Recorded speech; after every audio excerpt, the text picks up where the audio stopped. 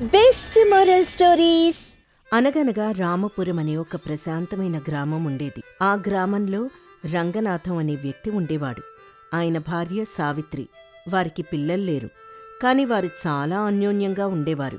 అయితే రంగనాథం గారికి ఒక విచిత్రమైన అలవాటుంది. సావిత్రి ఎంత కష్టపడి వంట చేసినా అందులో ఏదో ఒక వంక పెడుతూ తనకి వంట బాగా వచ్చునని, తానే గనక వంట చేస్తే అది అమృతంలా ఉంటుందని గొప్పలు చెప్పుకుంటూ ఉండేవాడు. ఒకరోజు రంగనాథం ఇంట్లో మధ్యాహ్నం భోజన సమయంలో కూర్చుని తన భార్యతో ఇలా అంటాడు. ఏమే సావిత్రి, ఈరోజు కూరలో ఉప్పు వేయడం మర్చిపోయావా ఏంటి? అసలు నాలుకకి రుచి అనేది తగలడం లేదు. రోజూ ఇదే గోల్నా? ఏమండి, నేను సరిగ్గానే వేశాను. మీరే ఈ మధ్య ప్రతి దాంట్లో ఉప్పు తక్కువైంది, కారం ఎక్కువైంది అని వంకలు పెడుతున్నారు. కాస్త ఉప్పు తెచ్చి వేసుకోండి. వేసుకోవడమా? వంట చేసేటప్పుడే అది పదనుగా పడాలి. అప్పుడే ఆ కూరగాయ ముక్కలకు ఉప్పు పట్టి రుచి వస్తుంది. విస్తరి ముందు కూర్చున్నాక పైనుంచి వేసుకుంటే అది వంటెందుకు అవుతుంది? అది కలుపుకు తినడం అవుతుంది గాని. అయినా నేను వంటింట్లో అడుగు పెట్టాను కదా, అందుకే నీకు నా విలువ తెలియడం లేదు. అవునులేండి, పొద్దున్న లేచిన దగ్గర నుండి రాత్రి పడుకునే వరకు వంటింట్లో గడిపే నాకు తెలియదు. అప్పుడప్పుడొచ్చి రుచి చూసే మీకన్నీ తెలుసు. సరిగాని మా ఊరి నుండి అన్నయ్య కబురు పంపాడు. అక్కడేదో పొలం పంపకాలున్నాయట. నా సంతకం కావాలట. నేను రేపు ఉదయం బయలుదేరి వెళ్ళాలి. ఒక వారం రోజులు పడుతుంది తిరిగి రావడానికి. అవునా? వెళ్ళాలి, తప్పదు మరి. పుట్టింటి విషయం కదా. మరి ఇక్కడ నా పరిస్థితి ఏంటి? వారం రోజులు భోజనశాల తిండి తినమంటావా? అందుకేనండి ఆలోచిస్తున్నాను. వంట మనిషిని ఎవరినైనా కుదర్చమంటారా? వంట మనిషా? అస్సలొద్దు. వాళ్ళు చేసే వంట ఎవరు తింటారు? నూనె ఎక్కువ పోస్తారు, శుభ్రం ఉండదు. నువ్వు నిశ్చింతగా వెళ్ళులే. ఈ వారం రోజులు నా వంట ప్రావీణ్యం ఏంటో ఈ ఇంటి గోడలకి రుచి చూపిస్తాను. నా స్నేహితులు శాస్త్రి, ఆంజనేయులు కూడా ఉన్నారుగా. వాళ్ళు కూడా వంటల్లో దిట్టలే. మేమంతా కలిసి వండుకుంటాం. నువ్వు ధైర్యంగా వెళ్ళు. సరేనండి, మీ ఇష్టం. కానీ జాగ్రత్త, వంటిల్లు జాగ్రత్త. మరుసటి రోజు ఉదయం సావిత్రి ఊరికి ప్రయాణమవుతుంది. రంగనాథం ఆమెను సాగనంపి ఎంతో ఉత్సాహంగా తన స్నేహితులకు కబురు పంపిస్తాడు. కాసేపటికి శాస్త్రి, ఆంజనేయులు అక్కడికి చేరుకుంటారు. ఏమయ్యా రంగనాథం, సావిత్రి గారు ఊరికి వెళ్లారని తెలిసింది. మరి భోజన ఏర్పాట్లెలా? అదే నేను అడుగుదాం అనుకున్నా. ఈ వయసులో మనం భోజనశాల తిండి తింటే ఆరోగ్యం పాడవుతుంది. మీరేం భయపడకండిరా. సావిత్రి లేకపోతే ఏంటి? మనంలేమా? మనకు వంట రాదా? ఈ రోజు నుండి వారం రోజుల పాటు మనమే స్వయంగా వండుకుందాం. నలభీములే మన వంట రుచి చూసి అసూయపడాలి. అలా వండుదాం. ఏమంటారు? ఆహా, మంచి ఆలోచన. నాకు మా అమ్మమ్మ నేర్పించిన పచ్చడి చేయడం వచ్చు. నాక్కూడా పులిహోర చేయడంలో మంచి అనుభవం ఉంది. మా ఆవిడెప్పుడూ నా పులిహోర గురించి పొగుడుతూనే ఉంటుంది. అయితే ఆలస్యం ఎందుకు? ముందు మనం సంతకు వెళ్ళి తాజా కూరగాయలు తెచ్చుకుందాం పదండి. అలా ముగ్గురు మిత్రులు సంతకు బయలుదేరతారు. అక్కడ కూరగాయల కొట్టు దగ్గర వారి హడావిడి మొదలవుతుంది. అప్పుడు రంగనాథం కూరగాయల వ్యాపారితో, ఏమయ్యా, ఈ వంకాయలు లేతగా ఉన్నాయా? చూస్తుంటే ముదిరిపోయినట్టున్నాయి. లేదండి బాబుగారు, ఇప్పుడే తోట నుండి కోసుకొచ్చాం. పువ్వులా ఉన్నాయి. కావాలంటే చూడండి. రంగనాథం, వంకాయొద్దు. వంకాయ తింటే వాతం చేస్తుంది అంటారు. ఈ వయసులో మనకి నొప్పులెందుకు? బెండకాయ తీసుకుందాం. బెండకాయ జిగురెక్కువ. అది వేయించడానికి నూనె ఎక్కువ పడుతుంది. దాని బదులు సొరకాయ తీసుకుందాం. అది ఆరోగ్యానికి మంచిది, చలువ చేస్తుంది. మీకేం తెలియదు. వంకాయ అంటే రాజాకూర. గుత్తి వంకాయ కూర చేసుకుంటే అద్భుతంగా ఉంటుంది. వాతం లేదు, గీతం లేదు. ఇదిగో, 1 కిలో వంకాయలు, అలాగే పచ్చిమిర్చి, కొత్తిమీర, కరివేపాకు కూడా ఇవ్వు. సరే, నీ ఇష్టం. కానీ రేపు మాత్రం నేను చెప్పిందే వండాలి. సరేలేవయ్యా, ముందు ఇంటికెళ్దాం. ఆకలేస్తోంది. అలా అనుకుంటూ ముగ్గురు ఇంటికి చేరుకుంటారు. వంటింట్లోకి ప్రవేశించగానే రంగనాథం ఇలా అంటాడు. ఇప్పుడు మనం చేయబోయేది గుత్తి వంకాయ కూర, సాంబారు, వేడివేడి అన్నం. పని విభజించుకుందాం. శాస్త్రి, నువ్వు బియ్యం కడిగి పొయ్యి మీద పెట్టు. ఆంజనేయులు, నువ్వు కూరగాయలు శుభ్రం చేసి తరుగు. నేను మసాలా దంచి కూర సిద్ధం చేస్తాను. బియ్యం కడగడం తేలికైన పనే కదా, నేను చేస్తాను. కానీ బియ్యం ఎంత పోయాలి? మన ముగ్గురికి సరిపడా, అంటే ఒక 3 పెద్ద గ్లాసుల బియ్యం పోసి మిగిలితే రాత్రికి తినొచ్చు. రంగనాథం, ఈ వంకాయల్ని ఎలా కోయాలి? నిలువుగానా అడ్డంగానా? గుత్తి వంకాయ అని చెప్పాను కదా, 4 పాయలుగా కోసి తొడిమ అలాగే ఉంచాలి. అప్పుడే మసాలా లోపలికి కూరడానికి వీలవుతుంది. ఆంజనేయులు తనలో తాను, ఈయన చెప్పడం బాగానే ఉంది కానీ కత్తి పదునుగా ఉంది, జాగ్రత్తగా కోయాలి.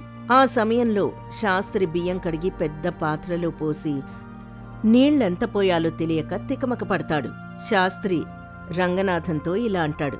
రంగనాథం, 3 గ్లాసుల బియ్యానికి ఎన్ని నీళ్లు పోయాలి? దానికి కొలతేముంది? బియ్యం మునిగేంత వరకు పోసి పైన ఇంకో జానెడు నీళ్లు ఉండేలా చూసుకో. అన్నం మెత్తగా ఉంటేనే అరుగుతుంది. సరే, నీ ఇష్టం. అలా చెప్పి శాస్త్రి నీళ్లు భారీగా పోసేస్తాడు. ఇటువైపు ఆంజనేయులు వంకాయలు కోస్తూ ఉంటాడు.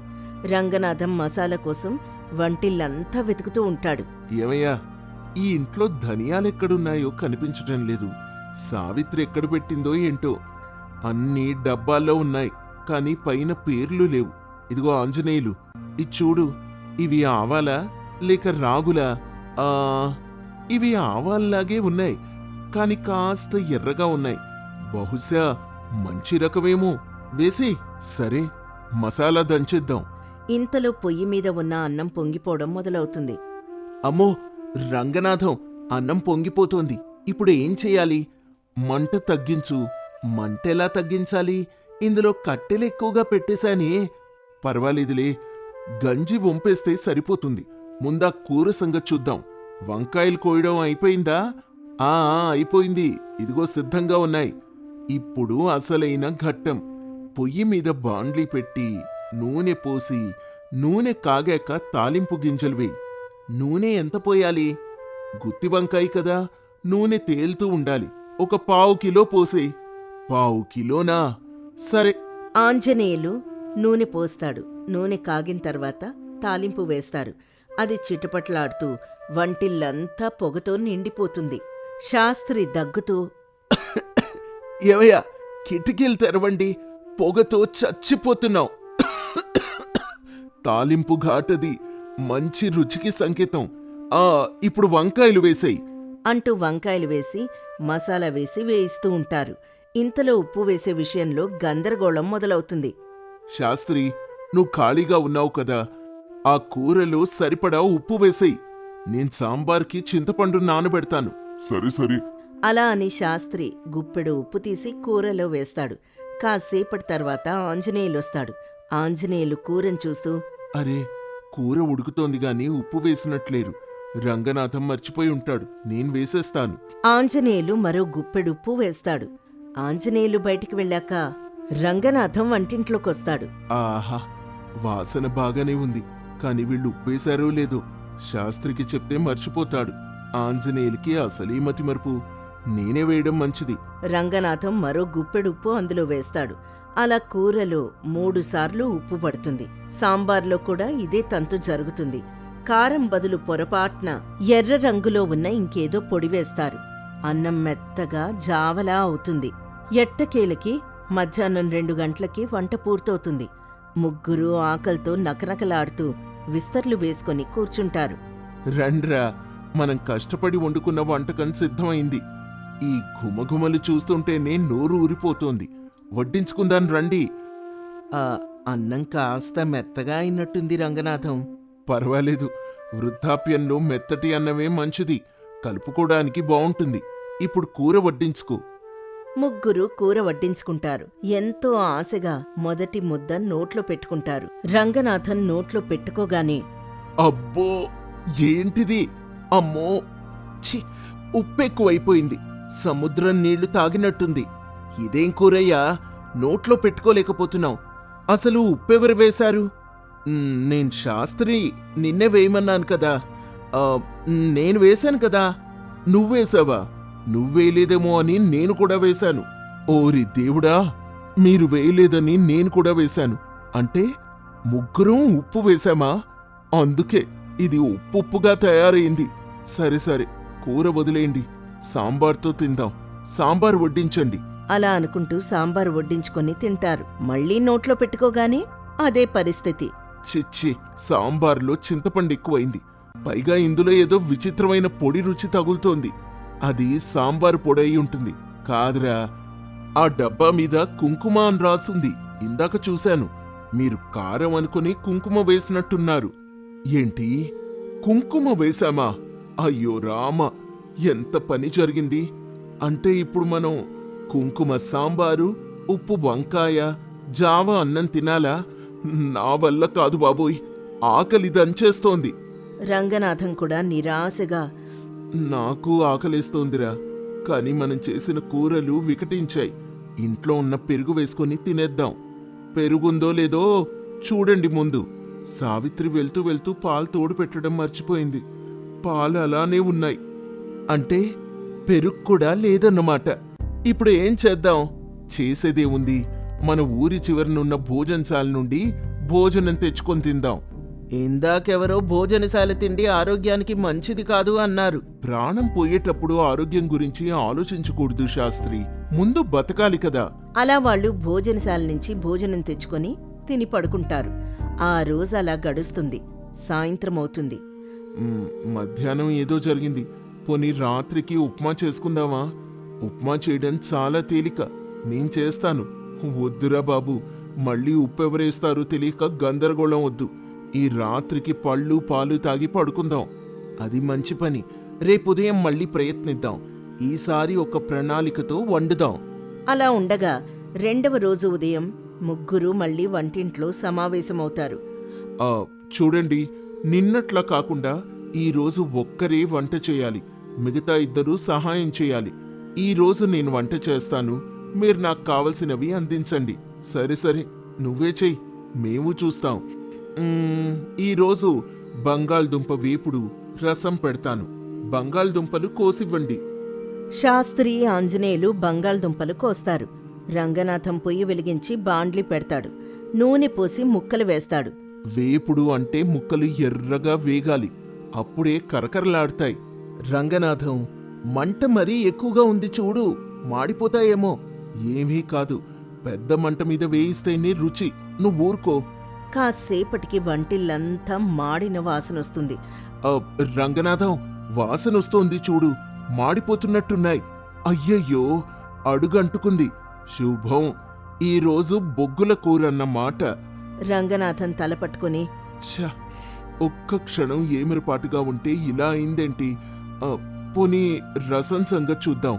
ఏవయ్యా రంగనాథం, ఇది మన వల్ల అయ్యే పనిలా లేదు. సావిత్రి గారు ఎలా చేస్తారో గాని వంట చేయడం అంటే కత్తి మీద సాము లాంటిదే. అవును శాస్త్రి, తను రోజూ అలవోకగా చేసేస్తూ ఉంటే ఏముందిలే, 4 ముక్కలు కోసి పొయ్యి మీద పెట్టడమేగా అనుకునేవాణ్ణి. కానీ ఇందులో ఇంత శ్రమ, ఏకాగ్రత అవసరమని ఇప్పుడే అర్థమవుతోంది. కనీసం ఏది ఎంత వేయాలో, ఎప్పుడు మంట తగ్గించాలో తెలియకపోతే వంట విషంలా మారుతుంది. మరిప్పుడు ఏం చేద్దాం? మళ్ళీ భోజనశాలేనా? తప్పదు. ఈ వారం రోజులు మన బతుకు ఇంతే. అలా 3 రోజులు గడుస్తాయి. భోజనశాల తిండి తిని ముగ్గురికి కడుపులో మంట, అజీర్తి మొదలవుతాయి. అలా 4వ రోజు ఉదయం సమయంలో వాళ్ళిలా మాట్లాడుకుంటారు. రంగనాథన్ నీరసంగా, శాస్త్రి, ఆంజనేయులు, నా వల్ల కావడం లేదురా. కడుపులో తిప్పుతోంది, నోటికి ఏదీ రుచిగా లేదు. సావిత్రి చేతి పప్పుచారు, ఆవకాయ గుర్తుకొస్తున్నాయి. నాకు అంతేరా. ఇంటికి వెళ్ళిపోదామంటే ఇంట్లో వాళ్ళు గొప్పలు పోయి వండుకుంటామని వెళ్ళారుగా, ఏమైంది అని నవ్వుతారు. మన అహంకారమే మనకి శత్రువైంది. ఆడవాళ్లు చేసే పనిని చులకనగా చూశాం. ఇంట్లో అందరూ వంటగాళ్లే అనుకుంటే ఇలాగే ఉంటుంది పరిస్థితి. ఒకరు నాయకత్వం వహించాలి, మిగతా వారు అనుసరించాలి. అందరూ గరిటె తిప్పుతామంటే కుదరదు. రేయ్, సావిత్రొచ్చిందిరా, సావిత్రొచ్చింది. అమ్మయ్యా, బతికావ్, అన్నపూర్ణేశ్వరి వచ్చింది. ఆ సమయంలో సావిత్రి లోపలికొస్తుంది. ఇల్లంతా చిందరవందరగా ఉండడం, వంటింట్లో గిన్నెలు కుప్పలు, వాడిపోయిన ముఖాలతో ఉన్న భర్త, అతని స్నేహితుల్ని చూసి ఆశ్చర్యపోతుంది. ఏమండి, ఏమైంది? ఇల్లంతా ఇలా ఉంది. వంటలు అద్భుతంగా చేసుకుంటామన్నారుగా. సావిత్రి, నన్ను క్షమించు.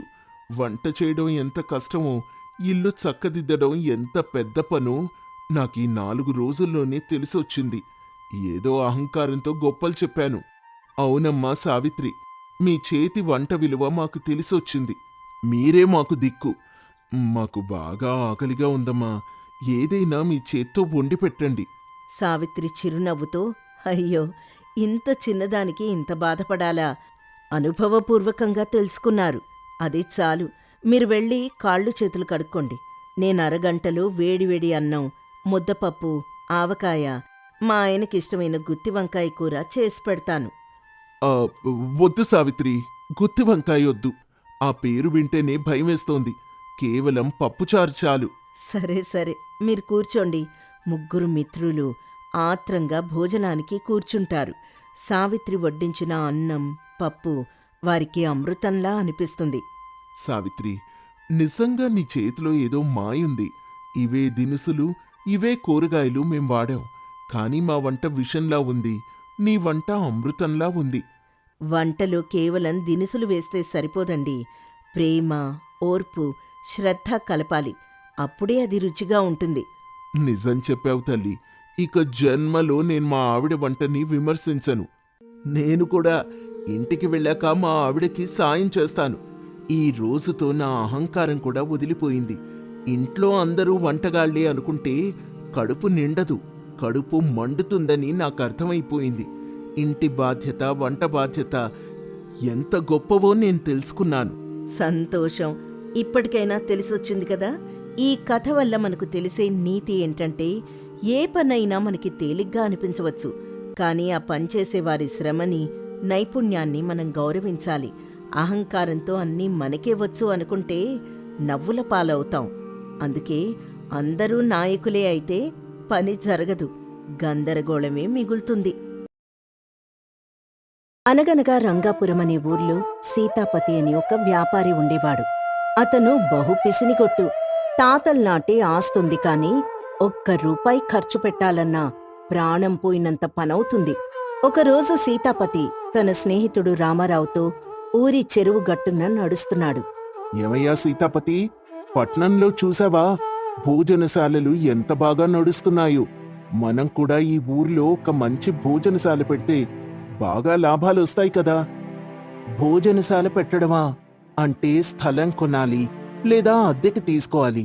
దానికి నెల నెల అద్దె కట్టాలి, దీపపు ఖర్చు కట్టాలి, పన్నులు కట్టాలి. అబ్బో, బోలెడు ఖర్చు. నా వల్ల కాదు బాబు. ఖర్చు పెట్టకుండా లాభం ఎలా వస్తుంది సీతాపతి? వ్యాపారం అన్నాక ఆ మాత్రం పెట్టుబడి పెట్టాలి కదా. అదంతా నాకు తెలీదు. ఖర్చు లేకుండా కేవలం లాభం మాత్రమే వచ్చే మార్గం ఏదైనా ఉంటే చెప్పు. ఇంతలో వారికంట ఒక పాత పడవ పడింది. అది చెరువు ఒడ్డున సగం నీట్లో మునిగి చిల్లులు పడి పాడుబడిపోయింది. దాన్ని చూడగానే సీతాపతి కళ్ళల్లో ఒక మెరుపు మెరిసింది. రామారావు, చూసావా ఆ పడవ? అది మన ఊరి బెస్తవాడు రంగడ్ది. వాడు దాన్ని వాడటం మానేసి చాలా కాలమైంది. అది కొంటే తక్కువ ధరకే వస్తుంది. దాన్ని బాగు చేయించి ఈ చెరువులోనే నీరు పైన భోజనశాల పెడితే ఎలా ఉంటుందంటావ్? నీరు పైన భోజనశాల బాగుంది ఆలోచన. కానీ ఆ పడవ చూడు ఎలా ఉందో. దానికెన్ని చిల్లులున్నాయో. దాన్ని బాగు చేయించాలంటే కొత్త పడవ కొన్నంత ఖర్చవుతుంది. అక్కడే నువ్వు పప్పులో కాలేశావు. కొత్తది కొనాలంటే ₹1000 కావాలి. దీన్ని బాగు చేయించడానికి 100 చాలు. పైగా నీటి మీద పెడితే స్థలానికి అద్దె కట్టక్కర్లేదు, పన్నులుండవు. అంతా లాభమే లాభం. సరే, నీ ఇష్టం. కానీ జాగ్రత్త, పిసినార్దనంతో పడవను సరిగ్గా బాగు చేయించకపోతే ప్రమాదం. నువ్వు నా గురించి కంగారు పడకురా. తక్కువ ఖర్చుతో ఎలా పని కానివ్వాలో నాకు బాగా తెలుసు. సీతాపతి వెంటనే రంగడ్ దగ్గరికెళ్ళి ఆ పాత పడవను అతి తక్కువ ధరకు కొన్నాడు. దాన్ని బాగు చేయించడానికి ఒక మేస్త్రీని పిలిపించాడు. అప్పుడే వచ్చిన మేస్త్రీ సీతాపతితో ఇలా అంటాడు. అయ్యా సీతాపతి గారు, ఈ పడవ అడుగు భాగాన చాలా చిల్లులున్నాయండి. చెక్కలు కూడా కుళ్ళిపోయాయి. మంచి టేకు చెక్కలు వేసి తారు పూసి బాగు చేయాలి. లేదంటే నీళ్లు లోపలికొచ్చేస్తాయి. కనీసం ₹500 ఖర్చవుతుంది. ఏంటి 500? పడవ కొన్నది 200కు, దానికి 500 ఖర్చు పెడితే నాకు మిగిలేదేముంది? అంత ఖరీదైన చెక్కలు అవసరం లేదు. మన పెరట్లో పాత చెక్క బల్లలు పడున్నాయి కదా, వాటిని వాడు. అవి మెత్తని చెక్కలండి, నీట్లో ఉంటే త్వరగా పాడైపోతాయి. ఏం కాదులేవయ్యా, ఆ చిల్లుల దగ్గర కాస్త మైనం, పాత గుడ్డలు కుక్కి పైన కొంచెం రంగు వేయి. చూడ్డానికి కొత్తగా కనిపిస్తే చాలు. అయ్యా, అది ప్రమాదమయ్యా. జనం ఎక్కినప్పుడు బరువుకు మైనం ఊడిపోతే పడవ మునిగిపోతుంది. నువ్వు నాకు పాఠాలు చెప్పకు, నేను చెప్పినట్టు చెయ్యి. నీ కూలి గిట్టుబాటు అయితే చెయ్యి, లేకుంటే వెళ్ళు. ఇంకొకరిని చూసుకుంటాను. ఆ సమయంలో మేస్త్రి సీతాపతి మాటలు విని చెప్పేదేం లేక సీతాపతి చెప్పినట్లే నాసిరకం సామాగ్రితో, పాత చెక్కలతో, మైనం ముద్దలతో ఆ పడవను ఏదో రకంగా బాగుచేశాడు. పైకి మాత్రం రంగులు వేసి అందంగా తీర్చిదిద్దాడు. ఆదివారం నాడు అట్టహాసంగా ప్రారంభోత్సవం జరిగింది. ఊరి జనం వింతగా ఉందని, నీటి మీద భోజనం చేయవచ్చని ఎగబడి వచ్చారు. అప్పుడక్కడే ఉన్న సీతాపతి భార్య అయిన గౌరమ్మ ఇలా అంటుంది, ఏవండి, ఇవాళ జనం బాగా వచ్చారు. వంటలు సరిపోతాయా?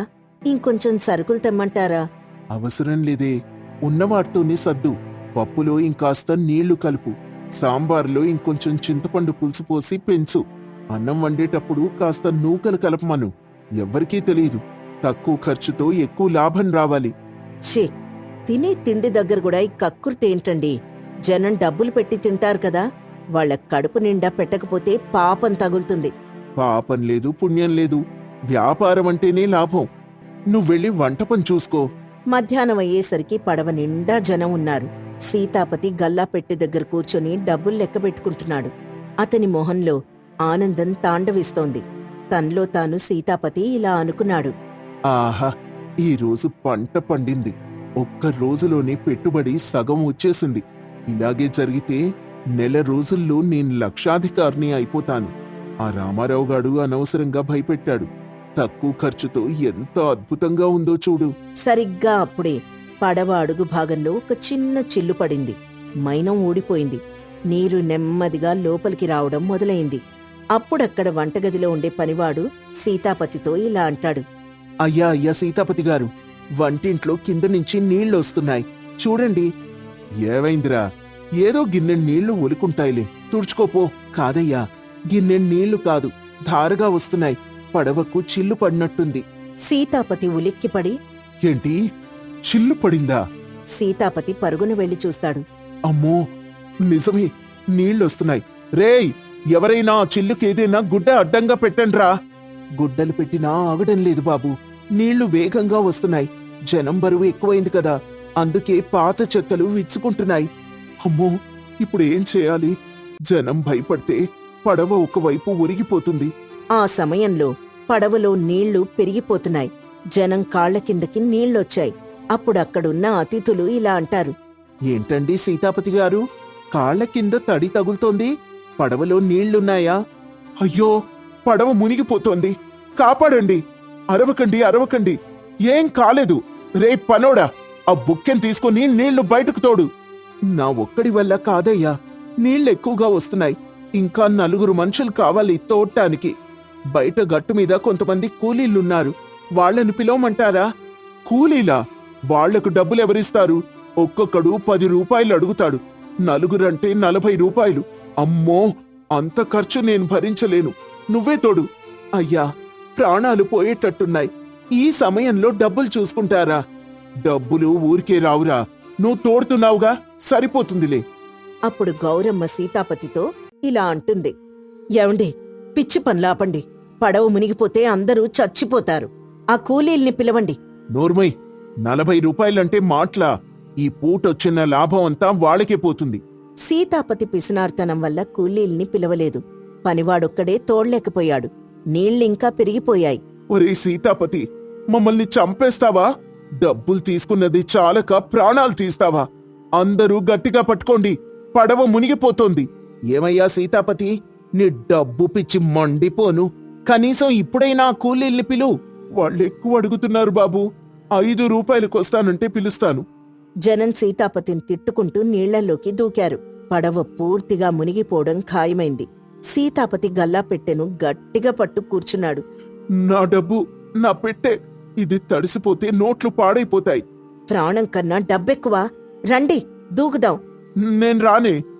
నా పడవ, నా డబ్బు వదిలి నేను రాను. ఆ సమయంలో పడవ పూర్తిగా మునిగిపోయింది.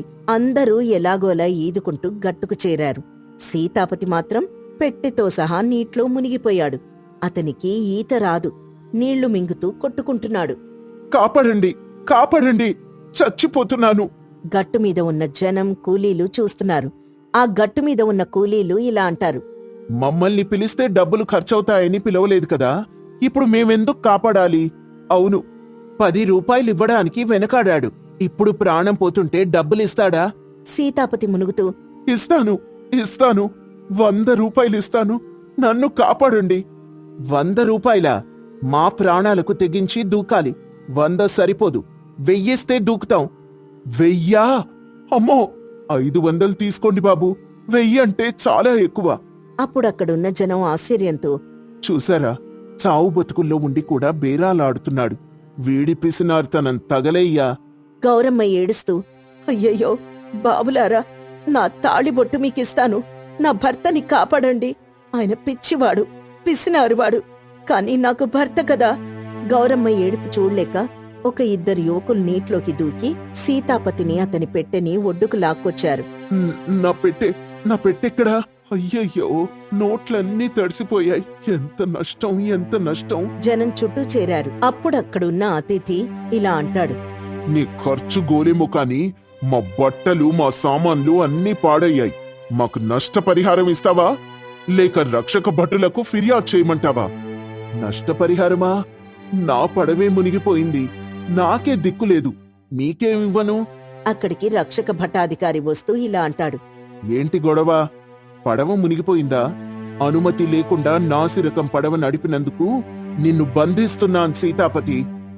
అయ్యో, అయ్యా, వద్దయ్యా. చెరసాలకు వెళ్తే నా వ్యాపారం ఏమవుతుంది? చెరసాల వద్దు అనుకుంటే ఇక్కడ ఉన్న బాధితులందరికీ నష్టపరిహారం చెల్లించాలి. అలాగే ప్రభుత్వానికి జరిమానా కట్టాలి. మొత్తం 10,000 రూపాయలు అవుతుంది. 10,000? అమ్మో, నా గుండె ఆగిపోతోంది. 10,000 ఎక్కడి నుంచి తేవాలి? చూసావా సీతాపతి, 500 పెట్టి పడవ బాగు చేయించుంటే ఈ రోజు 10,000 పోయేవి కాదు కదా. పిసినారికి ఖర్చెక్కువ అంటే ఇదేరా. చిన్న ఖర్చుకు వెనకాడి పెద్ద నష్టాన్ని కొని తెచ్చుకున్నావు. నిజమేనండి, మీ అతి పొదుపు వల్లే ఈ అనర్థం జరిగింది. ఇప్పటికైనా బుద్ధి తెచ్చుకోండి. ప్రాణం ఉంటే డబ్బు సంపాదించుకోవచ్చు, కాని డబ్బు కోసం ప్రాణాలు, పరువు తీసుకోకండి. సీతాపతి తలదించుకుని, నిజమే గౌరీ, నా కళ్ళు తెరుచుకున్నాయి. రూపాయి మిగులుతుందని చూస్తే 100 రూపాయలు నష్టం వచ్చింది. నా పిసినార్తనమే నన్ను ముంచేసింది. అధికారి గారు, నా దగ్గరున్న డబ్బు, నా భార్య నగలు అమ్మైనా సరే అందరికీ నష్టపరిహారం చెల్లిస్తాను. సీతాపతి తన తప్పు తెలుసుకున్నాడు. జరిమానా కట్టి అందరికీ డబ్బులు తిరిగిచ్చేశాడు. ఆ దెబ్బతో అతనికి పిసినార్తనం వదిలిపోయింది. ఈ కథ వల్ల తెలిసే నీతేంటంటే, అతి పొదుపు ప్రాణ సంకటం. చిన్న ఖర్చుకు వెనకాడితే పెద్ద నష్టం వాటిల్లుతుంది. పిసినారితనం మనిషిని నవ్వుల పాలు చేయడమే కాకుండా ఆపదలోకి నెడుతుంది.